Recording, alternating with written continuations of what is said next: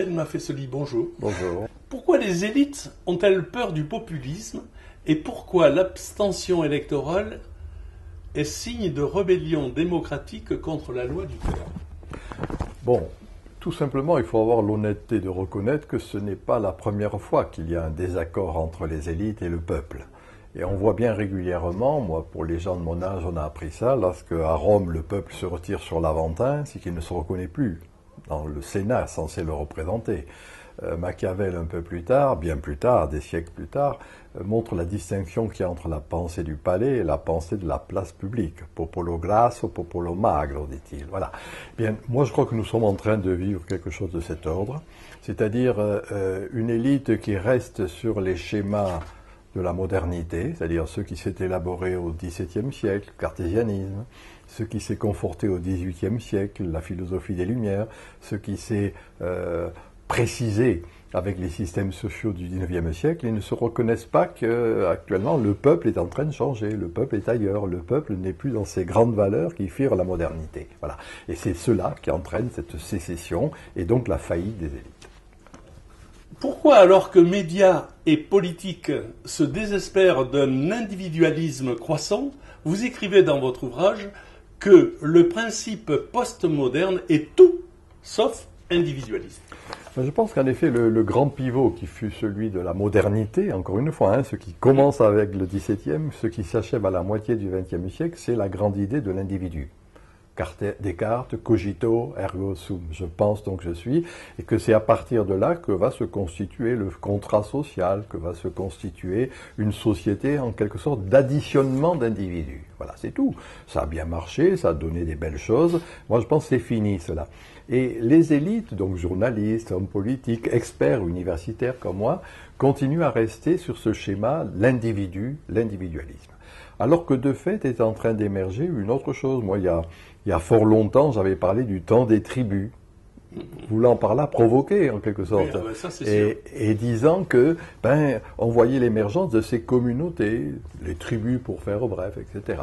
Et voilà. Et dans mon sens, l'élite reste sur l'individualisme, le peuple devient de plus en plus communautaire. Comment mesurer que, entre guillemets, qualitatif et, entre guillemets, émotionnel puissent émerger des tribus contemporaines? Tout simplement, ce qui avait marqué le lien social, c'était, encore une fois, l'individu rationnel. C'était le grand rationalisme qui a, encore une fois, entraîné des fort belles choses, c'est-à-dire la société moderne.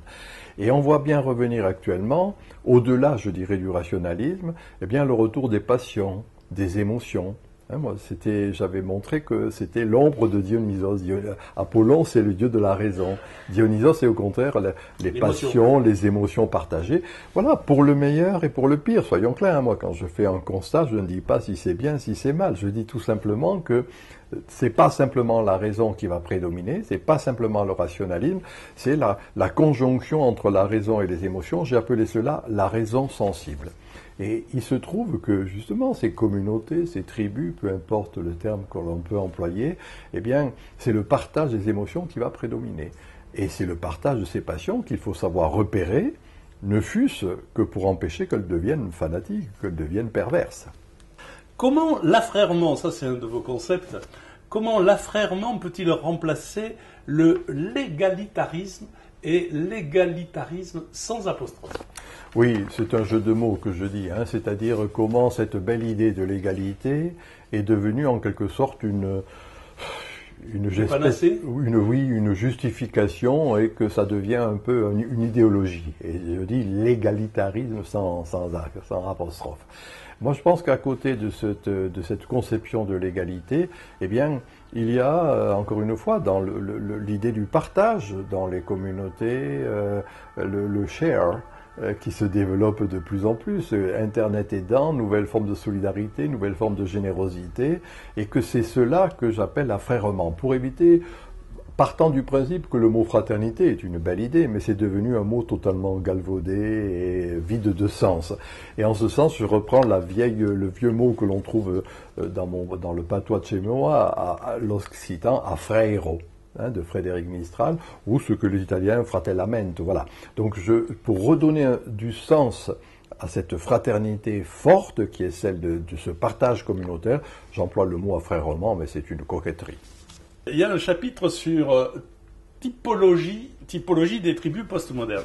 Et ma question, est-ce la crise qui booste l'économie de partage comme Airbnb, Blablacar, Uber, etc. Et la question qu'on peut se poser, est-ce que cette économie ne risque-t-elle pas d'être récupérée par le capitalisme mondialisé ? Nous sommes dans un moment de fracture, de grande mutation sociétale, pour employer ces gros mots.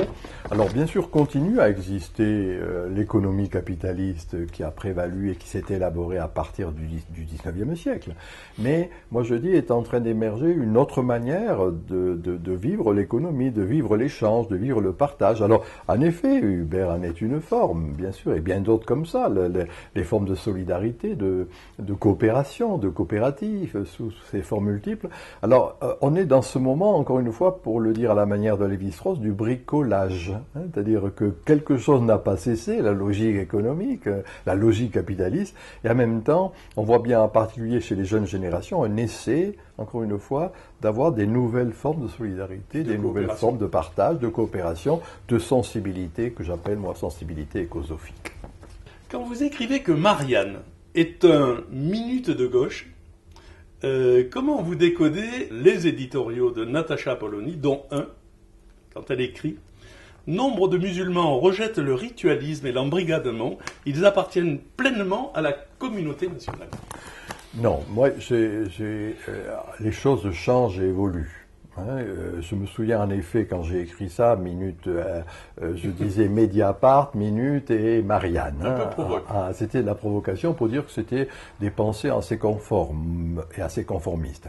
Il se trouve que Natacha Polony est arrivée depuis et est en train de changer. Donc de ce point de vue, je nuancerai mon propos concernant Marianne, bien évidemment. Vous voyez, mais les choses évoluent. Et là, en la matière, Marianne a une conception qui me paraît beaucoup plus proche de ce qui est en gestation actuellement. Ce n'était pas le cas il y a 1 ou 2 ans.